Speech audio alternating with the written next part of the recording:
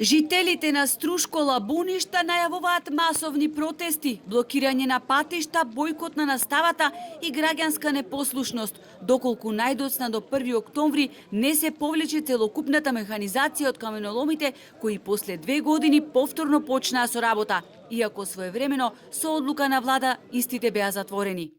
Но најверојатно тоа беше затварање за потребите на локалните и парламентарните избори.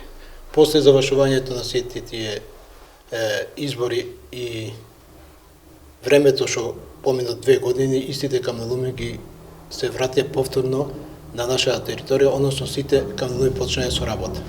После 2 изборни циклуси и многу лаги и ветувања, фотелјашите го изгубија слухот за проблемите на лабуништани и повторно ја активираат рак-раната на 15.000 жители кои гравитираат на територијата на која се наоѓаат каменоломите, велат од еколошкото здружение Натуралаб. Имаше договори да се сретнеме со градоначалникот на општина Струга и со министр за економија кој многу ветуваше, ама испадна од сите ветување само лажење, да имаме средба, до таква средба не дојде, бидејќи знаат до кој степен се работиве. Затоа упатуваме апел до сите институции да не се играат со овој народ, да се преземаат мерки и во што поскоро време да ги повлечат сите машини за да не дојде до радикализација на оваа состојба. Да не гледаат интерес само во за нивните джепови, почнувајќи од локалната самоуправа па се до централната власт.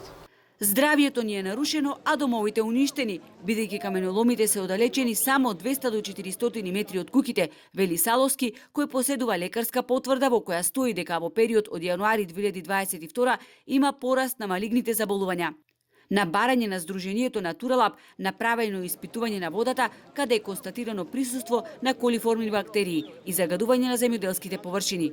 Инаку управниот суд поништи одлука за одземање на концесијата на една од 6 каменоломи во околината на Лабуништа, што дополнително ги зовре страстите кај лабуништани, кои бараат од належните институции црно на бело, дали каменоломите работат легално.